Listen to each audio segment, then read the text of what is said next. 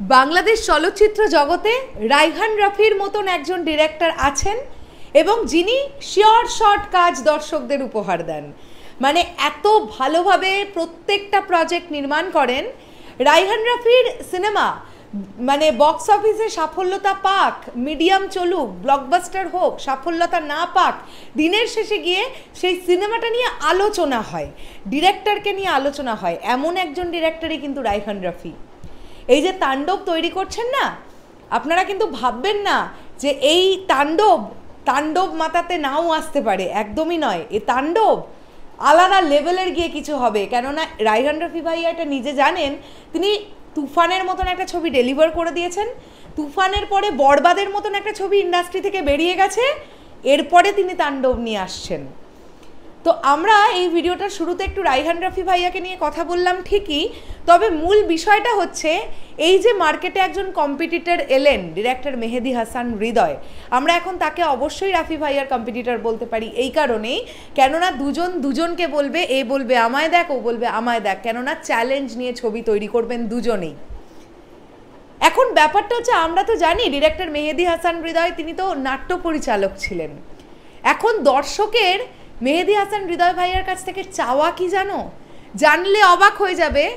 দর্শক বলছে আপনাকে আর নাটক বানাতেই হবে না, আপনি প্রতি বছর একটা করে বরবাদের মতন ছবি দিন। মানে দর্শকও কোথাও গিয়ে এটা বুঝে গেছে যে একটা ভালো মানের ছবি তৈরি হতে একটা বছর সময় লাগে।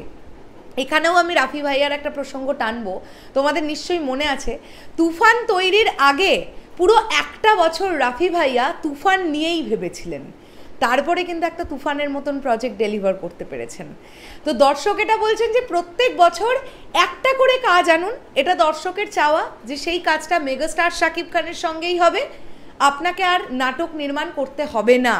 আমি প্রমাণ সহ একটা ভিডিও দেখাতে পারি। একজন ভাই ডিরেক্টর মেহেদী হাসান হৃদয় ভাইয়ার কাছে এই অনুরোধটা রেখেছে, এবং অনুরোধ করাটা এত মানে অনেস্টির সঙ্গে করছে সে অনুরোধটা, দেখুন আপনারা।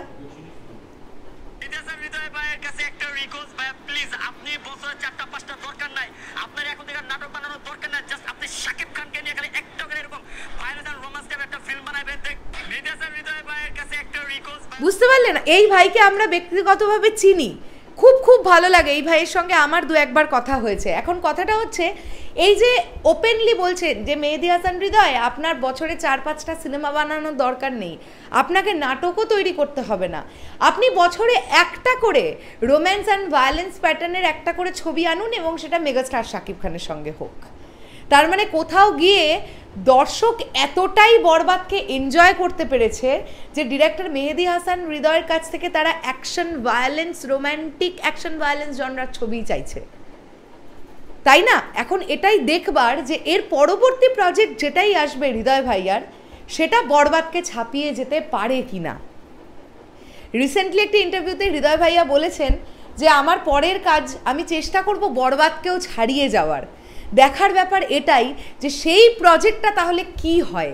বরবাদের মধ্যে এমন কিছু দেখিয়ে ফেলেছেন হৃদয় ভাইয়া যেটা এক্সটেন্ড লেভেল, বাংলা সিনেমায় যেই সব দেখানো যেতে পারে এটা কেউ কখনো সেভাবে পরিকল্পনাটাও করেনি যেটা বরবাদ আমাদের দেখিয়ে ফেলেছে। তাহলে এর থেকেও এক্সটেন্ড এক স্তর ওপরে গিয়ে কি ভাববেন মেহেদী হাসান হৃদয়, সেটাও কিন্তু দেখবার ব্যাপার। এটাই বলতে চাই, সব কিছুই থাকুক কিন্তু তার মধ্যে একটা সুন্দর গল্প থাকতে হবে। তাই স্টোরি নিয়ে যেন যথেষ্ট ধ্যান ধারণা রাখা হয়, স্টোরি যেন যত্ন করে হয়, একটা দারুণ গল্পের ওপরে যেন কাজ হয়। বাকিটা এক্সিকিউশন লেভেল তো বাজেট অনুযায়ী ম্যাটার করে ডেফিনেটলি। শেষ করলাম ভিডিওটা, আসছি আবার খুব শিগগিরই। তাহলে এখনের জন্যে টাটা।